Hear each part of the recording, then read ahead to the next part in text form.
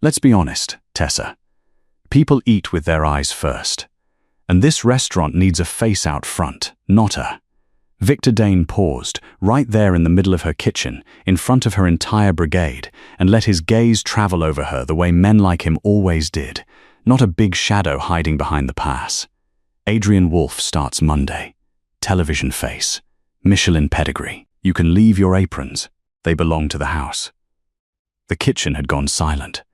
8 years of cooks and porters and sous chefs frozen mid-motion, watching the woman who had taught half of them everything get fired beside her own stove. Tessa Brennan untied her apron without hurrying. She folded it once, set it on the pass. The pass she had run for 8 years, through every service that had made this house famous, and said, calmly, the only thing that needed saying. The menu leaves with me, Victor. Not the paper it's printed on. The part you never bothered to understand.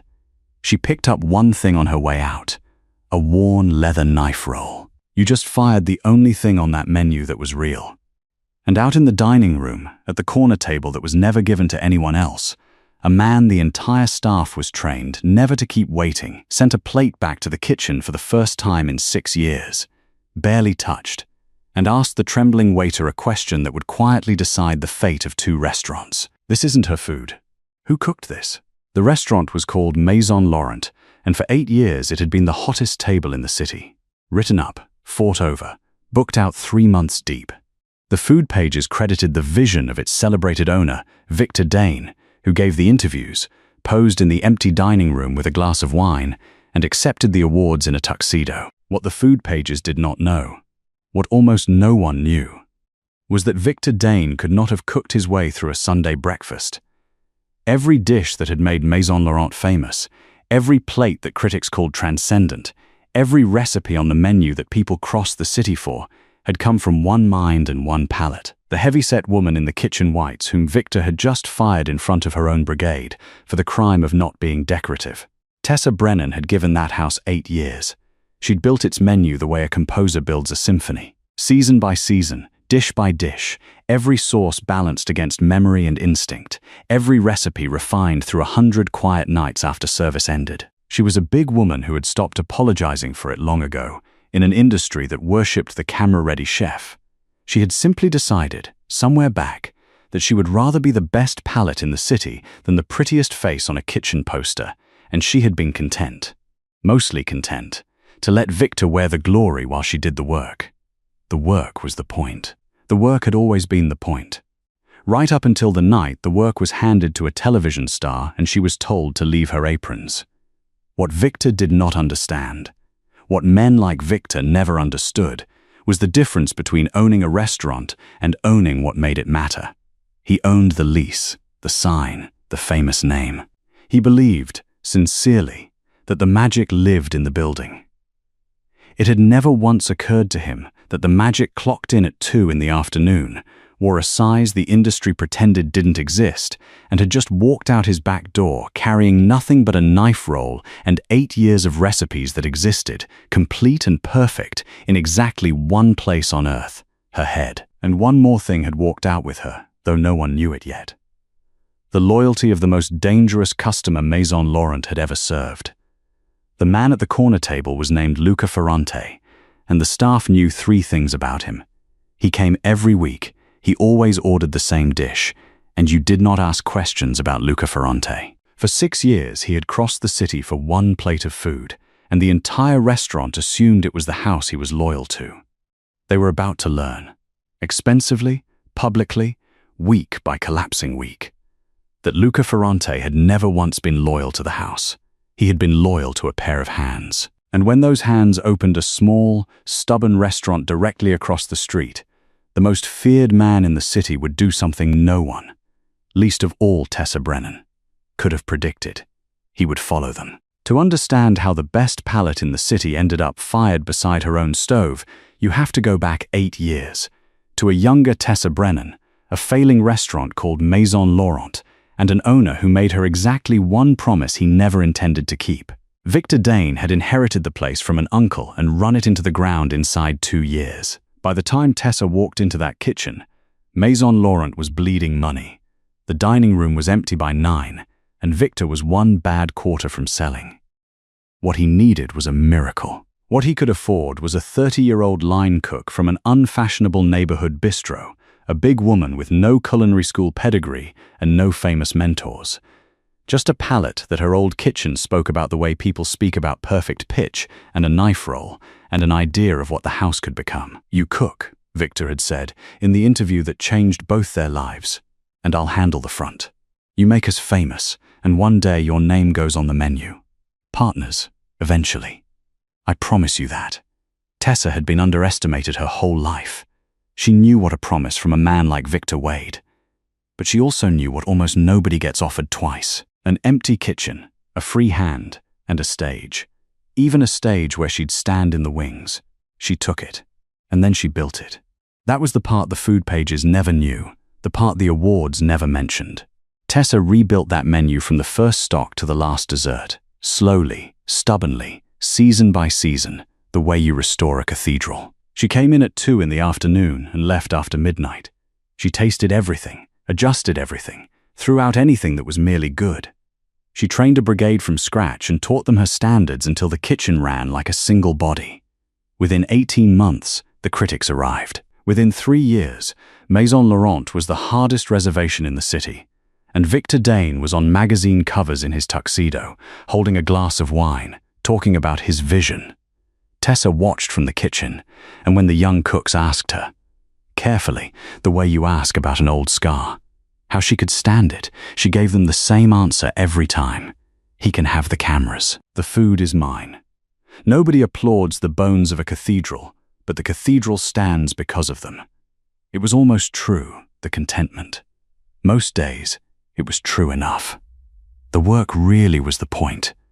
The daily devotion of it, the 1,000 small perfections nobody saw, the moment a plate left her pass exactly right. But a promise deferred for 8 years stops being a promise and becomes a leash, and somewhere in year 6, Tessa had stopped asking about the partnership, and Victor had stopped pretending to remember it. The name on the menu stayed his. The vision in the interviews stayed his. And Tessa told herself, the way capable women have told themselves for centuries, that the knowing was enough. Right up until the day a television smile walked through the door and she discovered exactly how much her 8 years weighed on Victor's scale. Adrian Wolfe arrived the way a storm front arrives. Pressure first, then noise. He was everything the industry loved. Photogenic, lean, theatrically intense, with a TV competition trophy and a vocabulary of words like journey and philosophy. He came to dinner 3 times that spring, always at Victor's table, always talking with his hands. And Tessa, who read a dining room the way she read a sauce, watched Victor lean toward that easy charisma like a plant toward a lamp, and understood, with the cold clarity she trusted more than hope, what was coming. The restaurant was famous now. Famous restaurants need famous faces. And the woman who had built the famous thing was, by the brutal arithmetic of men like Victor, no longer the asset. She was the evidence. The unglamorous proof that the legend of Maison Laurent had been cooked by someone the cameras would never love. Assets get promoted. Evidence gets removed. But there was one thing in that restaurant whose arithmetic ran differently, and his name was Luca Ferrante. He had first appeared 6 years ago, alone, grey-eyed, quietly terrifying in a way no one could point to and everyone could feel. The corner table, every week, same night. The staff learned fast. You did not seat anyone near him, you did not rush him, and you did not ask questions. What the staff whispered about, year after year, was not who he was. They had ideas, and the ideas were frightening enough. But what he ordered. Because the most dangerous man ever to eat at Maison Laurent ordered the same dish every single week, for 6 years. The braised short rib over saffron risotto, off the original menu Tessa had built her first winter there. He never ordered a starter. He rarely finished his wine. He ate that one plate, slowly, with a stillness that looked almost like grief, paid in cash, tipped like a man apologizing for something, and left. Tessa had cooked that plate for him 300 times and never once met him. But a chef learns her regulars through the plates that come back, and his always came back the same way. Finished completely, fork and knife laid together with a precision that was almost ceremonial. She knew nothing about Luca Ferrante except the one thing that mattered, the thing she'd have bet her knives on. That dish meant something to him that had nothing to do with restaurants. Food like that isn't appetite. Food like that is memory. Somebody, somewhere, long ago, had cooked something like her short rib for that frightening man, and whoever it was, they were gone, and her plate was the only place he could still visit them. She never told anyone she'd figured that out. She just made sure, every week, that his plate was perfect, because whatever he came there to find, she was not going to be the one who let it die. Which is why, on the night they fired her, the night Adrian Wolf's people pre-cooked his refined interpretation of the menu, and a trembling waiter carried the new short rib to the corner table. The most feared man in the city took one bite, set down his fork, and felt something he had not felt in 6 years of Thursdays. The door to the memory didn't open. The saffron was loud. The braise was rushed. The grief had nowhere to go. And Luca Ferrante, who noticed everything and forgave almost nothing, sent the plate back and asked the question that the front of house had no safe answer to. "This isn't her food. Who cooked this?" And listened, with an expression that made the manager's mouth go dry, to the careful, corporate explanation that the kitchen was under exciting new direction.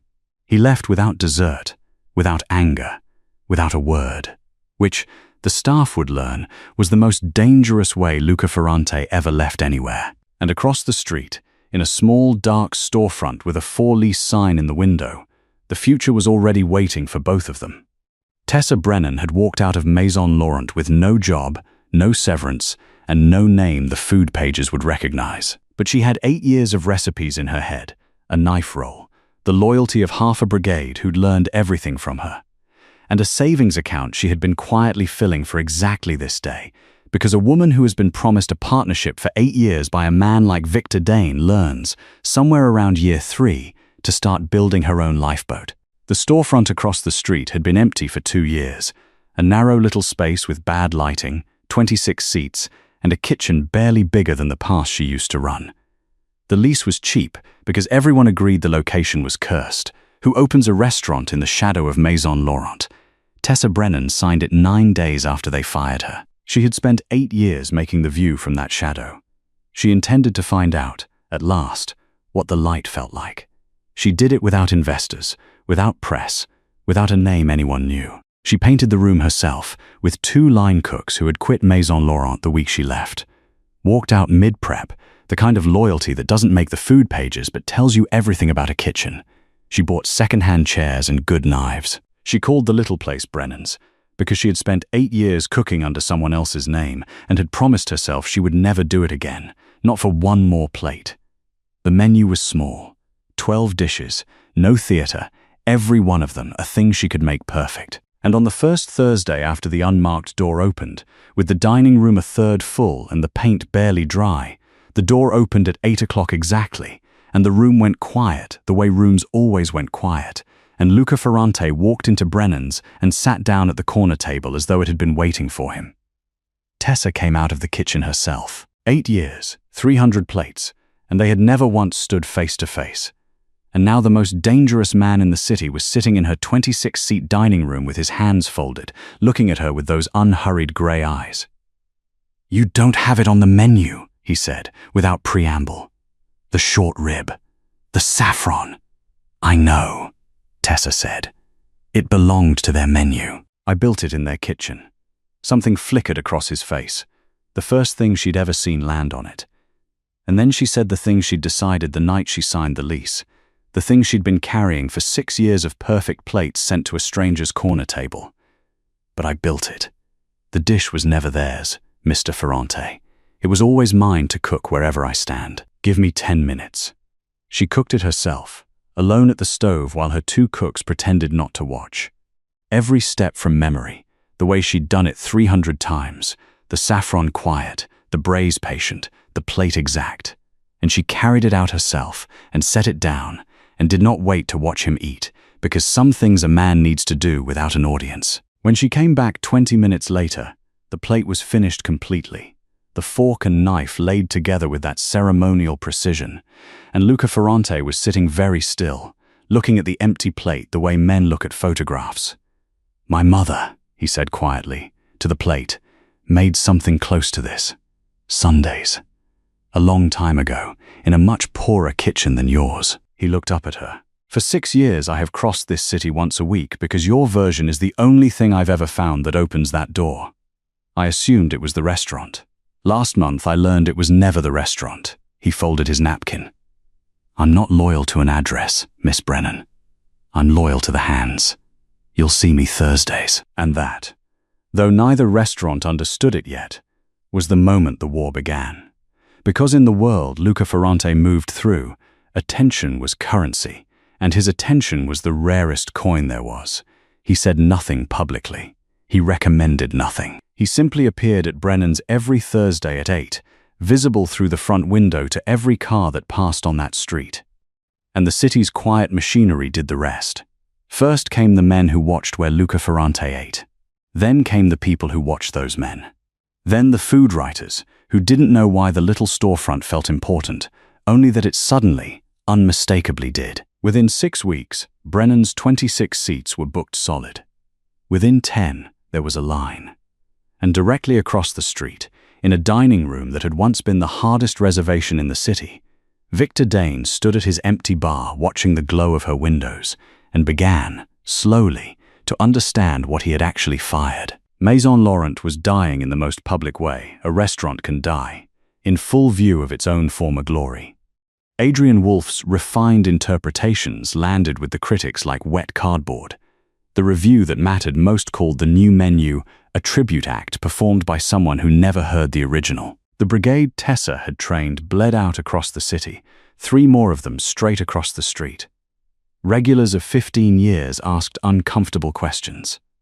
And Victor, who had believed, sincerely, that the magic lived in the building, watched his empire empty out one Thursday at a time, and did what small men do when the truth becomes unbearable. He looked for someone to blame. It was during one of those nights, close to midnight, the dining room of Brennan's finally dark, Tessa breaking down her own station because old habits don't die, that the strange detail surfaced. One of her loyal cooks, the young saucier who'd quit Maison Laurent the week she was fired, was helping her close, and he said it almost in passing. "You know what I never understood, chef? Wolf's people measured the kitchen in April. Tessa stopped wiping the pass." "What do you mean, measured? April? Months before you were let go." 2 of his team came through on a consulting visit, photographed the line, the walk-in, your station. Victor said it was for insurance. The boy shrugged. Except then, in August, Wolf walks in like it's day one and acts surprised by everything. Why would you act surprised by a kitchen your people photographed in April? Tessa stood very still in her quiet restaurant and felt the shape of the last 6 months rearrange itself the way a recipe rearranges when you finally identify the ingredient you couldn't name, because she had assumed, everyone had assumed, that her firing was Victor's vanity, a weak man dazzled by television teeth, trading substance for shine. An ugly story, but a simple one. Except vanity is impulsive, and what the saucier had just described was not impulsive. April meant the replacement had been in motion for months before the announcement. April meant Adrian Wolf hadn't been recruited. He'd been installed, patiently, with site visits and photographs and a quiet runway, while Tessa was still pulling 16-hour days believing the kitchen was hers. Her firing hadn't been a whim. It had been a plan. And plans, unlike whims, have purposes. Why does a television star with his own empire spend months maneuvering into someone else's kitchen? She asked the empty dining room, very quietly. Across the street, the lights of Maison Laurent were still on.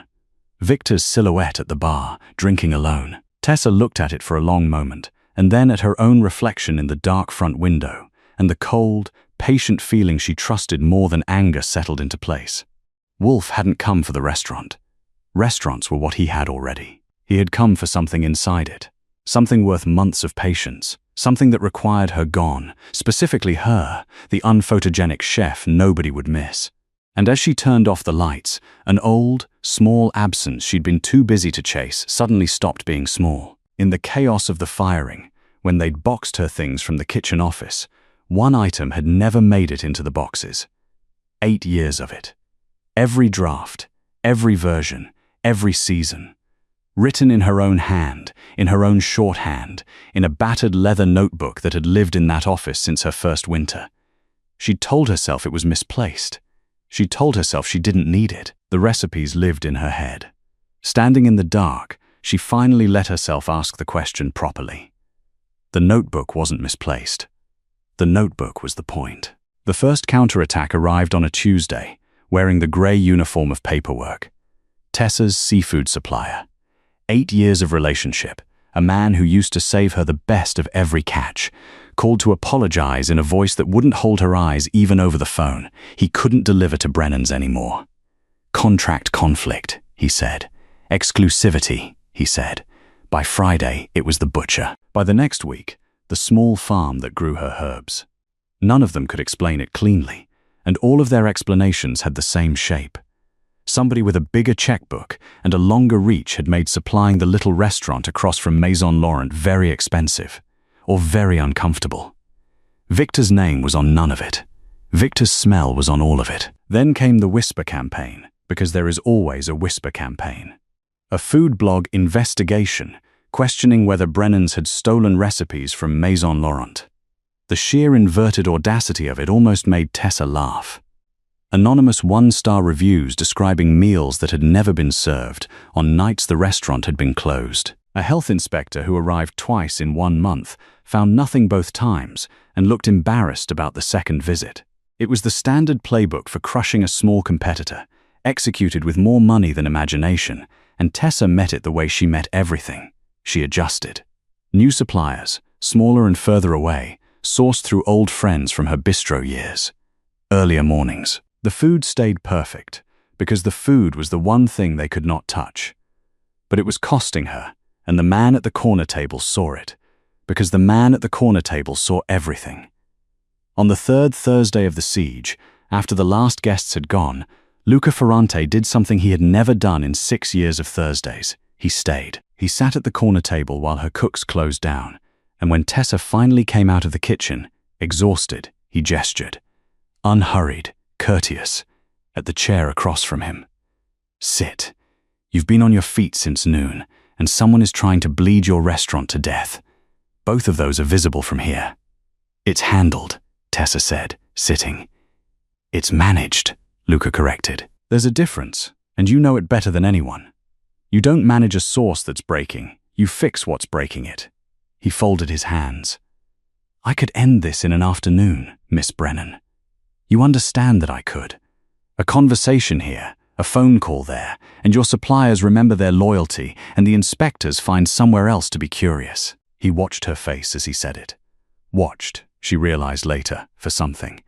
And whatever he was watching for, he found it, because she was already shaking her head before he finished the sentence.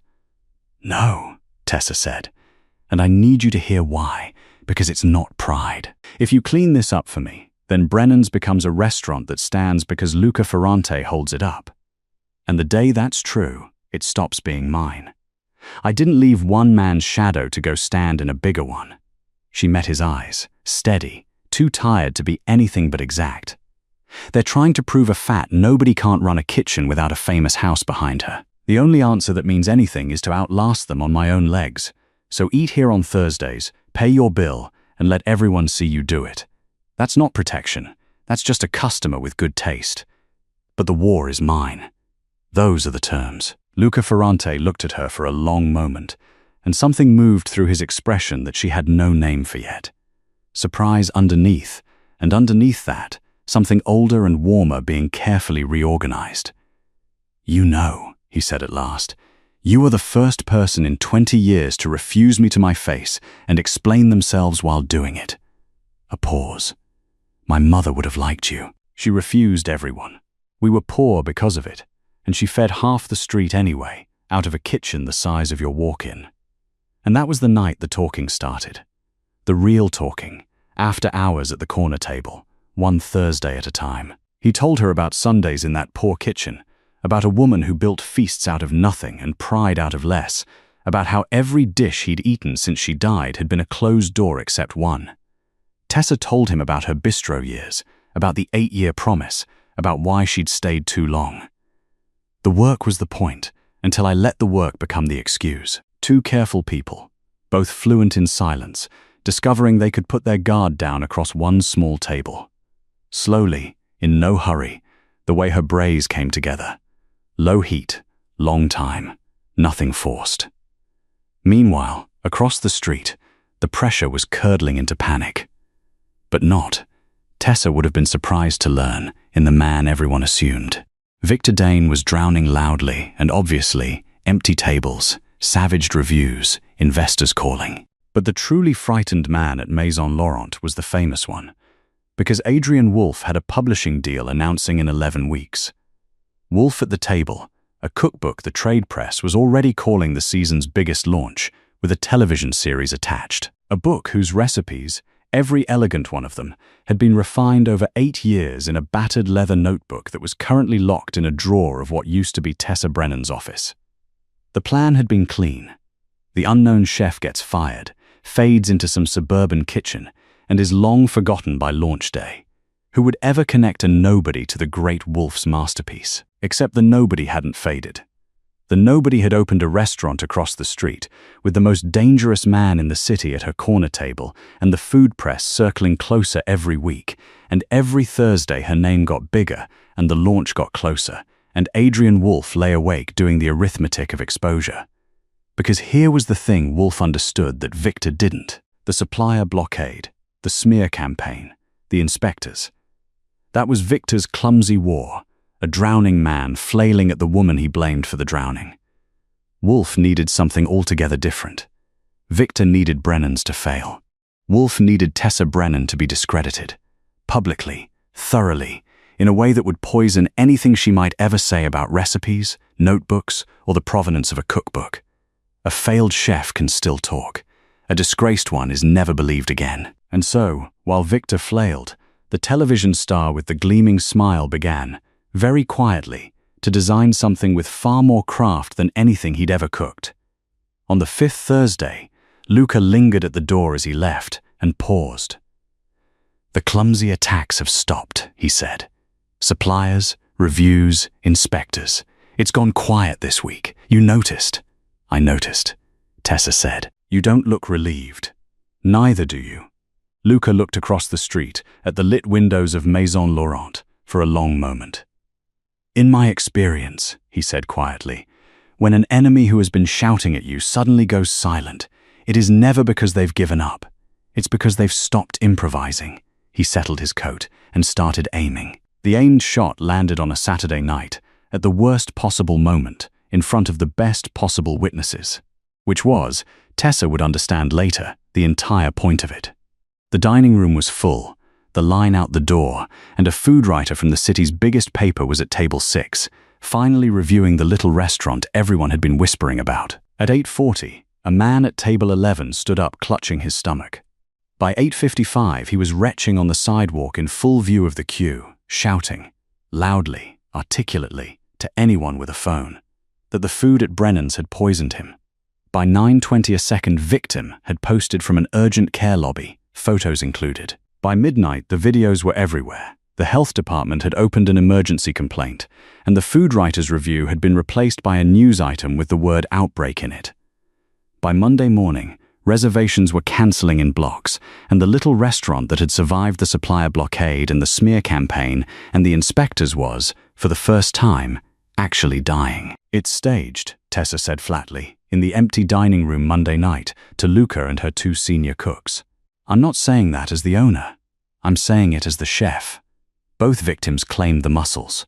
I pulled and tested the entire batch. Clean. Nobody else in a full dining room so much as burped, and food contamination doesn't pick 2 strangers at separate tables and skip the 40 people who ate the same dish from the same pot. And real sick people," she added, with the weariness of someone who'd actually nursed real sick people through real food poisoning in 20 years of kitchens. Real sick people are too busy being sick to narrate for the cameras. That man on the sidewalk gave a performance with blocking.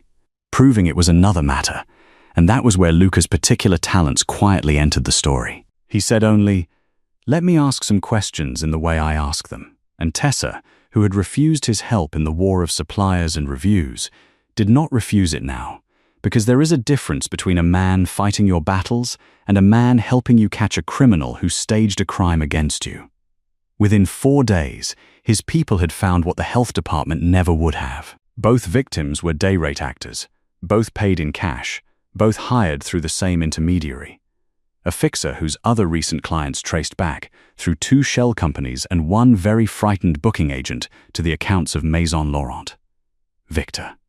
Of course it was Victor. The shells were sloppy, the payments rushed, the trail almost insultingly easy to walk once you knew where to step. Exactly the kind of operation a desperate, drowning man throws money at. And when Luca's people invited Victor Dane to a quiet conversation, the kind of invitation that is not declined, Victor folded so fast it was almost anticlimactic. He confessed to everything, sweating through his tailored shirt. The supplier blockade, the fake reviews, the inspector he'd leaned on, and yes, the actors, the staged poisoning, all of it. He wept, actually wept, about the empty dining room and the investors and the woman across the street who had ruined him by the unforgivable act of being better than the legend he'd stolen from her. It was pathetic and complete, and even, in its broken way, sincere. The case was closed. The villain had a face, a motive, and a confession. Except Tessa sat with that confession overnight, the way she sat with a recipe that tasted right and felt wrong. And in the morning she came back to one detail the way her tongue went back to a source. "Ask him about the food writer," she said to Luca. "Ask Victor how he knew the paper would be reviewing me that night." Because that was the splinter. The staged poisoning hadn't just been timed for a full dining room. Any Saturday gave you that. It had been timed for the one night a major critic sat at table 6, the one night the story would jump instantly from social media to the legitimate press, the one night the damage would be professional and permanent instead of loud and survivable. Reviews are anonymous and unannounced. Tessa herself hadn't known until the writer was seated. The reservation had been made under a false name. She hadn't known. So how had Victor? They asked him. And Victor, confused, exhausted, far past the point of strategic lying, gave the answer that broke the easy story open. He hadn't known. He'd wanted the stunt run some busy Saturday. He'd left the details to the fixer. The date, the specific night, the night of the review, had come back to him as a suggestion, already chosen, Adrian said. Victor stopped, blinked, almost as if hearing himself for the first time. Adrian told me which night. He said his media people tracked the critics' patterns. He was helpful about it. He'd been helpful about all of it, the whole campaign. Names of fixers, which blogs to use. I thought he was protecting the restaurant. A long pause, and then, in the small voice of a man finally doing arithmetic he'd avoided for months. Why would the chef care which night? Why indeed? Tessa stood at her dark front window that night, looking across the street, and laid the pieces out the way she laid out a tasting menu. Each one in its order. The clumsy war had been Victor's. Money, panic, flailing. But threaded through it, quiet as saffron, had been a second hand. Helpful Adrian, supplying names, steering targets, and finally choosing, with surgical precision, the one night that would convert a nasty rumor into professional annihilation. Victor had wanted her restaurant dead. Someone else had wanted her dead. Her name, her credibility, her word. And had been using Victor's loud, sloppy war as cover the whole time, the way a pickpocket works a crowd that's watching a street fight. "Victor wasn't the architect," she said quietly to Luca. "Victor was the noise. Every clumsy attack kept everyone, including me, looking at the drowning man across the street, while the careful one stood right behind him, aiming at the only thing I have that he needs destroyed before launch day." She turned from the window. "My word. 11 weeks, Luca. His book announces in 11 weeks. And the only living person who can prove what's in it isn't his." She tapped her own chest. "Is a chef the whole city has just been taught to associate with a poisoning. Unless we finish this first." And across the street, in the office that used to be hers, Adrian Wolfe sat with a battered leather notebook open under the lamp, copying out the last of 8 years of another woman's genius in his own elegant hand. Unaware that the noise he'd been hiding behind had just confessed, that the splinter he'd left in the timeline had just been found, and that the fat chef he'd needed to erase was that very moment, standing in the dark across the street, looking up at his lit window, already cooking. Adrian Wolf did not wait to be found. Whatever else he was, thief, fraud, a man who had built a television career on other people's seasoning, he was not slow. And somewhere in the days after Victor's quiet disappearance from public view, Wolf understood that the noise he'd been hiding behind had gone silent. And that silence, for a man with 11 weeks to launch, meant one thing: accelerate. The announcement dropped on a Tuesday morning, 4 weeks early, with the full weight of a publisher's publicity machine behind it. Wolf at the table. The cookbook of the decade, 8 years of a master's private notebooks, finally shared. The morning shows ran segments. The pre-orders went live. And buried in the press release, positioned with a lawyer's care, was the knife. A paragraph about how Wolf had rescued and refined the chaotic kitchen archives of Maison Laurent after a troubled former employee's departure. Language that did not name Tessa Brennan and did not need to, because the food blogs named her within the hour. The story assembled itself exactly as designed. The disgraced chef from the poisoning scandal, now expected to claim. Of course she would. They always do. That the great Wolf's masterpiece was somehow hers. Her accusation was pre-poisoned before she'd even made it. Anything she said now would sound like the bitterness of a failed woman clawing at a famous man. He had not waited for her to speak. He had built the world's deafness in advance. And then he came across the street to gloat, because men like Adrian Wolf cannot resist the scene where they win. He came on a quiet afternoon, gleaming and unhurried, and sat at her corner table without being invited, and said, with the television smile, "I want you to understand the position, chef to chef. The book is announced." The notebook. And let's not pretend you don't know exactly which notebook. Has been photographed, archived, and authenticated as recovered property of Maison Laurent. Victor signed the provenance papers months ago. He was so helpful before his troubles. Your name appears nowhere in 8 years of that kitchen's documentation. No menus, no credits, no contracts. You made sure of that yourself, didn't you? The invisible chef, he leaned back. So here is what happens now. You say nothing, and your little bistro survives its scandal and feeds its neighborhood, and everyone forgets. Or you speak. And a poisoner's bitter fantasy collides with a paper trail, a publisher's legal team, and every camera I've spent 10 years making friends with. You have no proof, Tessa. You have a memory. And memory, he stood, straightening his coat, isn't admissible. The recipes are mine now. I'd say it was a pleasure, but you never were one for television manners. It should have ended her. That was the engineering of it. Every exit sealed, every word pre-discredited, every paper signed. Tessa sat alone in her closed restaurant after he left and let herself feel the full weight of it for exactly 1 hour. 8 years, stolen twice. Once by the man who took the credit, now by the man who took the pages. And then, because she was who she was, she stopped feeling and started tasting. Went back over the whole thing the way she went over a failed dish, ingredient by ingredient, looking for what everyone had missed. And at some point, deep in that quiet night, she began, very slowly, to smile. Because Adrian Wolf had made one mistake, and it was the oldest mistake in her story, the one every villain in her life had made in turn.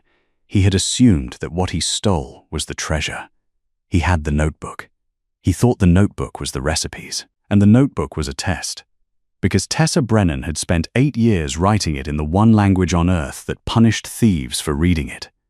He has the pages, she told Luca that Thursday, after hours, and there was something in her voice he had never heard before.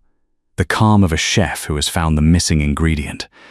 Let me tell you what's actually on them. 8 years ago, I started keeping that notebook in my own shorthand. Half abbreviation, half code, because kitchens are full of ambitious line cooks with camera phones and I'd been burned before. But that's the surface log. The real one is deeper. Every recipe in that book is written with deliberate errors. The salt doubled. A temperature 50 degrees high. An acid where it shouldn't be. A rest time that would ruin the protein. 12 dishes, 1 sabotage each.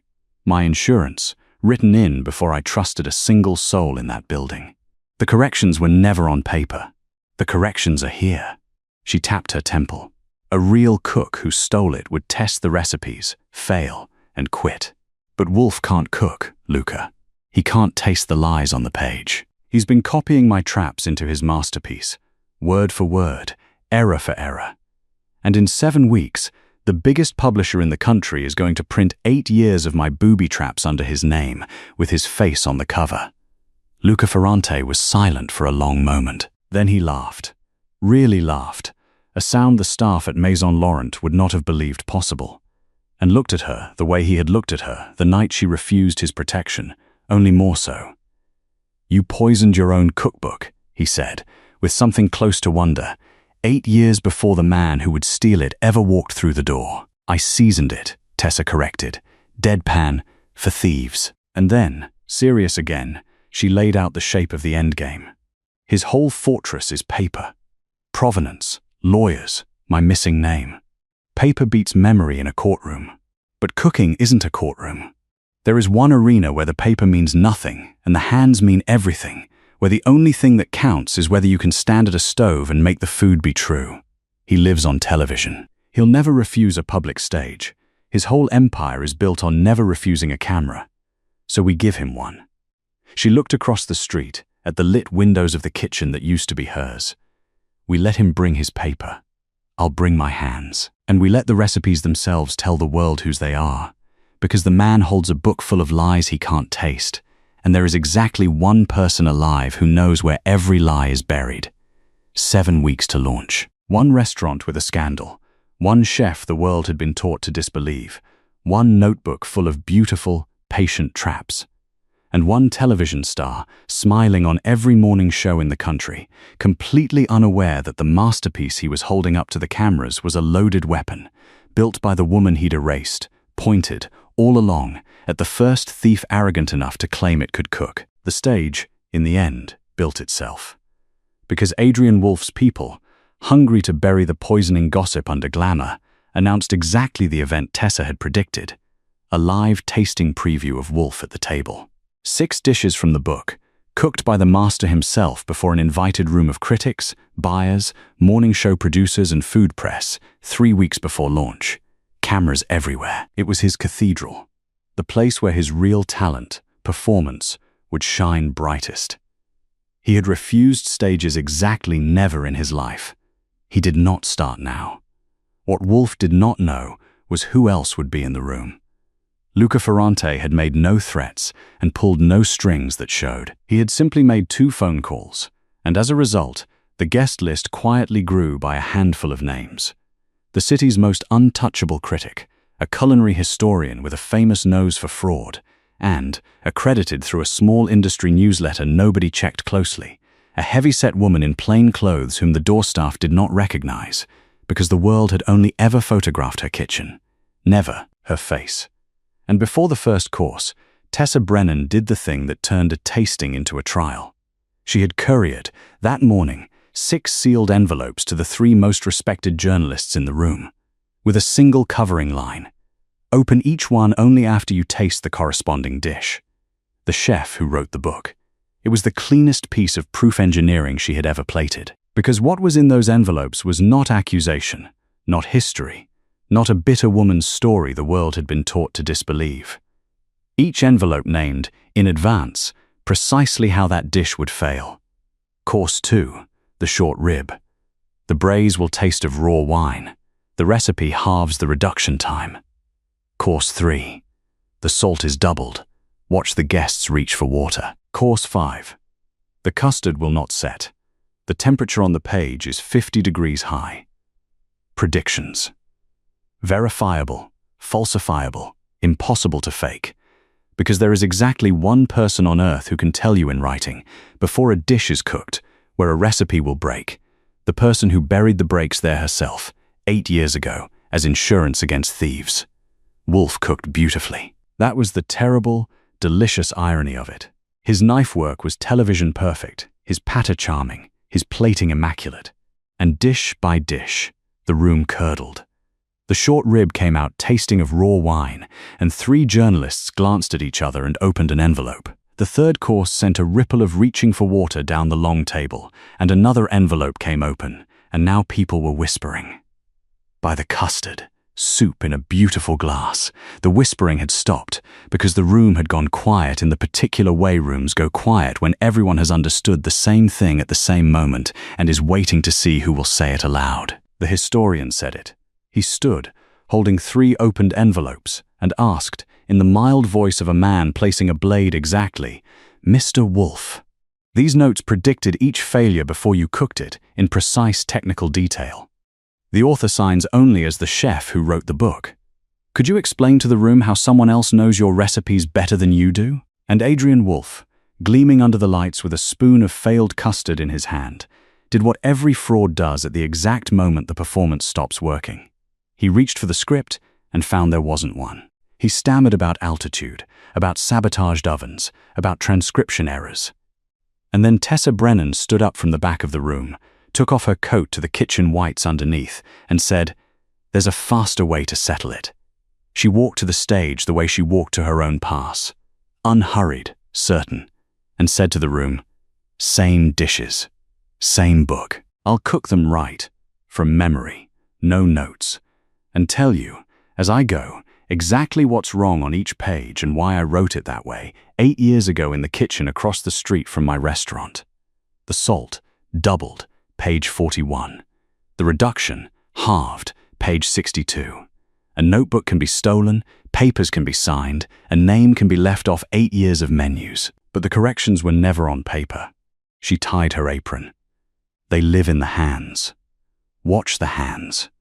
What followed became, within a week, the most watched piece of food television of the year, though no network had planned it. Tessa cooked all 6 dishes on Adrian Wolf's own stage, narrating every buried trap and its correction like a tour guide through her own life, and the food came out the way the city remembered it from 8 years of Maison Laurent's glory.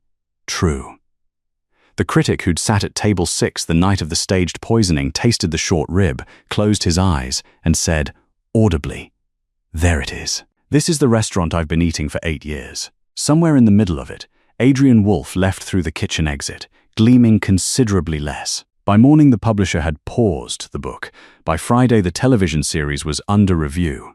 And within a month, lawyers tracing the provenance papers found Victor Dane's signature on documents transferring property that had never been his to transfer. And Victor, already a hollowed man, completed his collapse by telling them everything, again, this time on the record. The notebook came home in an evidence bag. Tessa put it on a shelf in her little kitchen, unopened. She had never needed it. That had always been the point. Luca found her in the chaos of the aftermath, in the corridor behind the stage, still in her whites. He didn't congratulate her. He understood her too well by now for anything that small. He simply looked at her for a long moment, the way he'd once looked at an empty plate, and said, 6 years, I thought the door only opened in one restaurant in this city. Then I thought it was the dish. Then I thought it was the hands. He stepped closer, unhurried. It was never any of those, Tessa. It's you. You're the door. And Tessa Brennan, flower on her sleeve, 8 years of stolen life reclaimed in a single evening, the whole industry suddenly desperate to learn her name, looked up at the most dangerous man in the city and felt, for the first time since she'd walked out of Maison Laurent with nothing but a knife roll, that she had absolutely nowhere she needed to be except exactly where she was standing. Maison Laurent closed quietly, 8 weeks later, the way famous things close. Not with an announcement, but with a paper sign and a dark dining room, the lease surrendered, the tuxedo photographs taken down. And the city, which loves a symmetry, waited to see who would buy the most storied address on the street. The answer surprised no one who had been paying attention. Luca Ferrante bought it within the month. What he did next surprised everyone. He crossed the street on a Thursday, sat at his corner table, and slid the deed across to Tessa with his coffee. "It's yours if you want it," he said. The famous room, the big kitchen, the address every chef in this city has dreamed about. Call it Brennan's, call it anything, burn the old sign in the parking lot. I'll bring the matches. You built that house once for a man who erased you. Build it again for yourself. And Tessa Brennan looked at the deed to the kitchen she had given 8 years of her life to. The pass she'd run, the walk-in she'd organized, the office where a battered notebook had waited in a locked drawer for a thief, and discovered, with a calm that felt like the final proof of everything, that she didn't want it. "No," she said, and slid the deed back. "And I need you to understand why, because it's the last thing I'll ever explain twice.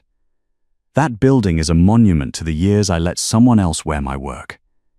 If I move back in, even with my name on the door, I'm still living in the story Victor built, just the revised edition. I don't want the revenge ending, Luca. I want my restaurant. 26 seats.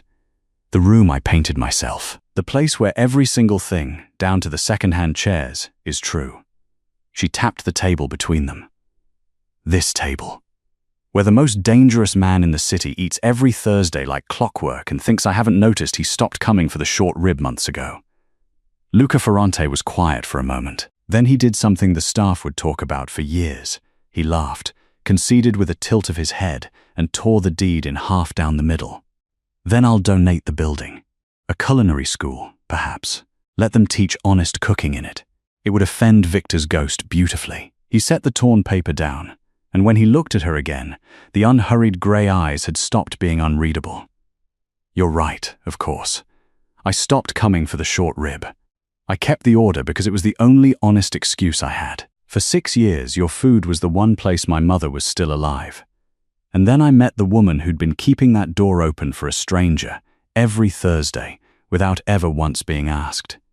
You guarded my memory before you knew my name, Tessa. I have spent my whole life learning what loyalty costs people, and I have never in my life seen it given away for free." He turned his hand over, palm open on the table between them. An offer, not a demand, from a man who had never once in his life asked permission for anything. "I'm not a simple man to stand beside, and you know what my world is. So those are my cards, all of them, face up. You set the terms. You always have." Tessa looked at the open hand of the most feared man in the city, offered across her own table, in her own restaurant, under her own name on the door, and thought about doors. The ones the industry had closed on her, the one Victor had shoved her through, the one she'd opened across the street with her savings and her stubbornness, and the one this man said her cooking had kept open to the only person he'd ever loved without armor. "Terms," she agreed, and put her hand in his. "Thursdays are non-negotiable. You're at that table. I'm at that stove. No empire emergencies. You never put a finger on the scale of my business. I'll fail or rise on my own hands, the same as always. And you should know I intend to feed you things that are not braised short rib, Luca Ferrante, because your mother's door doesn't need a key anymore."